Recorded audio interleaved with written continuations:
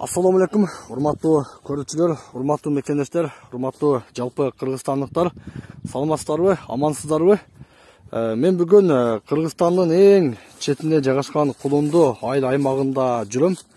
Бүгүн 25 ноябрь эртең менен ушул бакты аралап, бир аз сейилдеп, сиздерге бул чыгарылышта Жогорку Кеңештин депутаттыгына Улуттар Биримдиги саясий элдик партиясынан талапкер Турунбай Алдаркулов менен болгон бир аз маекти көрсөтүп кетем. Албетте баарлашуу болот, андыктан биз менен болуңуздар. Ассаламу алейкум, кандай сага, жакшысызбы? Ва алейкум ассалам. Жакшы. Маанайыңыз кандай? Жакшыбы? Майрамдагыдай болот. Мына балалык кезим өткөн жерде абасын кере жутуп, мына ушул жерде өзүм балалыгым эстеп атам. Кандай жакшы сезимде муну сөз менен айтып жеткириш кыйын. Мына ушул жерде биздин бүт балалык өткөн. Атам колхоздун 7 гектар өрүгүн карайт эле. Ошонун астында арыгын чаап, астын актап, күз келгенде бутап, ушул жерде өскөнбүз. Анан азыр эми жеке менчикке бөлүнүп берилип кеткен үлүшкө. Тилекке каршы көп кишилер өрүктү карабастан кыркып кеткенин көрүп, жүрөгүм ачышат. Канча биздин менет кеткен бул жака. Демек сиздин балалыгыңыз ушул бакта өткөн. Бир аз басайлы, баарлашканча. Турунбай Абдрасулович, мына өзүңүз көрүп жатасыз, шайлоого болгону 3 эле күн убакыт калды. Бүгүн 25 ноябрь. 3 күнөн кийин Кудай буйрса кыргыз элибиз дагы бир саясий шайлоого катышып, активдүү катышып, Кудай буйрса 7-чакырылышка депутаттарды шайлоо алганы турат. Эми сиз ушул жердик катары бул шайлоо үгүтүңүз кандай болду? Өзүңүздүн канааттандыра алдыңызбы? Мен биринчи жолу шайлоого катыштым. Буга чейин шайлоо кампанияларында командалар менен, Улуттар Биримдиги партиясы менен көп эле үгүт иштеринде жүргөнбүз, бирок талапкер катары мен биринчи жолу катышып атам. Биринчи эле айтайын, өтө кызыктуу процесс, адамдардын жасаган мамилесинде, сүйлөгөн сөзүндө, батасында көп жерде сен жөнүндө сөз болот экен.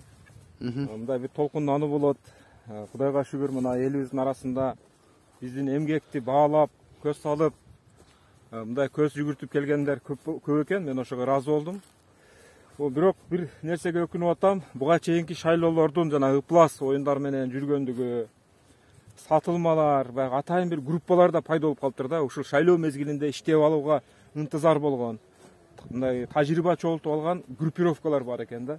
Кээ бир жерлерге барганда кадимгидей эле чай болобу, акча болобу деген сөздөрдү укканда кабыргам кайышып кетип атты да. Мекендин келечегин бир чыны оокатка, же болбосо бир 5 мүнөттүк бир ушундай бир азгырылма нерселерге алмаштырып койгон, бул өтө өкүнүчтүү. Мен ушуга кайгырдым.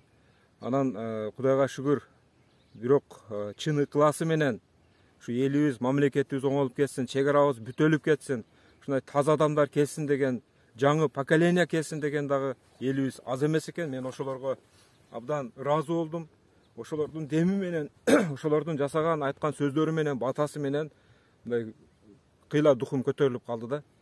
Мен ошондой элдин көбөйүшүн каалайм. Кудай буйрса дагы мына ушундай таза бийлик, административ ресурс колдонгондугу эч байкалган жок.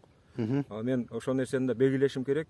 Мына ушундай шарт менен ар бир элдин арасынан чыккан чыныгы татыктууларга мүмкүнчүлүк берген бир система. 2 жолу шайлоо болгондон кийин кадимкидей элибиз өзгөрөтүшөт. Анткени мына азыркы шайлоодо, мына процессте мен ойлоп атам, баягы сатып алуу, ушу жана айтып кеткен жогорудагы группировкалардын пландары баары талканга мындай ишке ашпады да. Үмүтү кесилди. Ушу шайлоодо бир аз иштеп алам деген пландардын баары талкаланды деп ойлойм.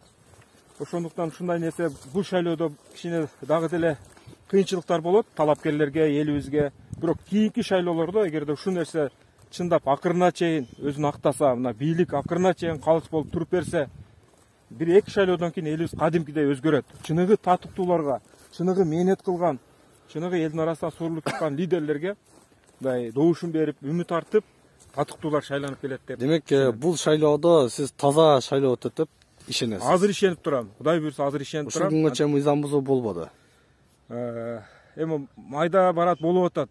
Майда барат болуп атат. Үйрөнгөн адат кала уйга жүгөн салабы дегенде кээ бир жергиликтүү деңгээлдеги моменттер болуп атат. Кудай буйрса мына мамлекеттик масштабта кайсы бир бийликке үгүткө иштесин дегенде команда болбогонун байкап атабыз. Эми президенттин тегерегинде канча мынча кишилерге таасирдүү болгон партиялар бар экенин баарыбыз эле көрүп турабыз. Вот ошолор мындай жеңичинен эгерде сөз таратып, шайлоо күнү акча таратып, кандайдыр бир басым жасап, бул бийликтин партиясы, биз барабыз сөзсүз дегендей идеология менен, ошондой максат менен аракет кыла турган болсо, бул жакшылыкка алып келбейт.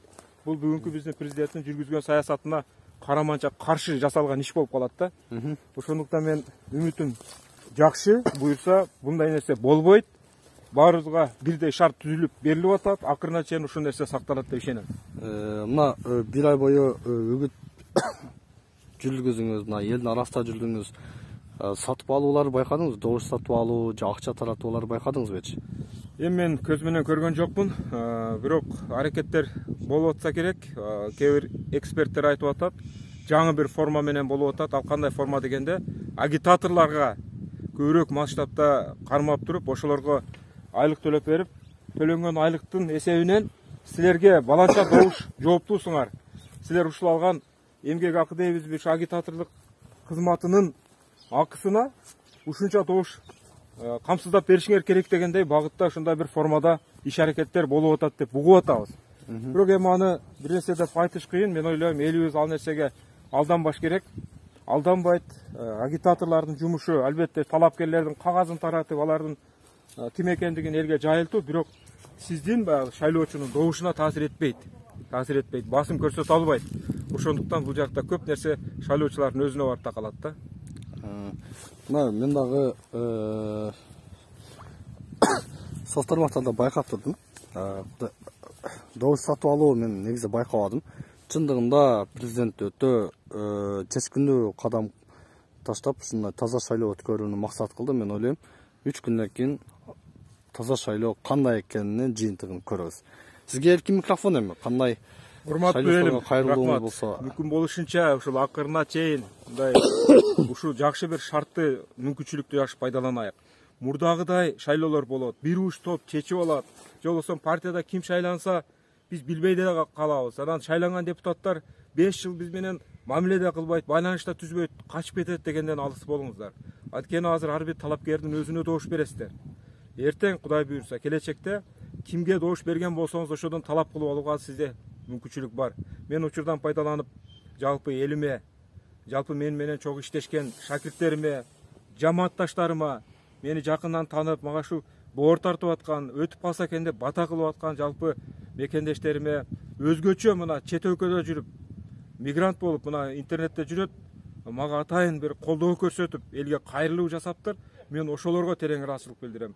Мен айтат элем, мен силер үчүн баратам парламентке. Жалпы элим үчүн баратам.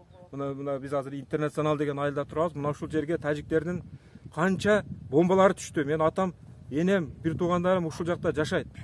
Вот бул азаптар, бул апаат менин башымдан өттү. Мен жон терим менен сездим. Кудай кааласа бул нерсе кайталанбаш үчүн, элибиз татыктуу жашаш үчүн мен аттанып чыктым.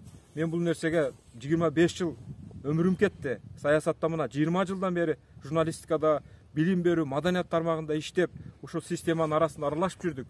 Кудай буйрса тажрыйба, билим жетиштүү, эрк жетиштүү, дух бар.